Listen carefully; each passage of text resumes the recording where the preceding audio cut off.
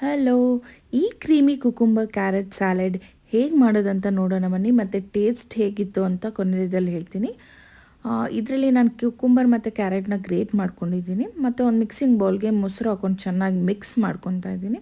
ಇದಕ್ಕೆ ಸ್ವಲ್ಪ ಆರಿಗ್ಯಾನೋ, ಸ್ವಲ್ಪ ಚಿಲ್ಲಿ ಫ್ಲೇಕ್ಸ್, ಸ್ವಲ್ಪ ಸಾಲ್ಟ್ ಹಾಗೆ ಪೆಪ್ಪರ್ ಹಾಕ್ಕೊಂಡು ಮತ್ತೆ ಮಿಕ್ಸ್ ಮಾಡಿಕೊಂಡು ಲಾಸ್ಟಲ್ಲಿ ಸ್ವಲ್ಪ ಲೆಮನ್ ಆ್ಯಡ್ ಮಾಡ್ತಾಯಿದ್ದೀನಿ.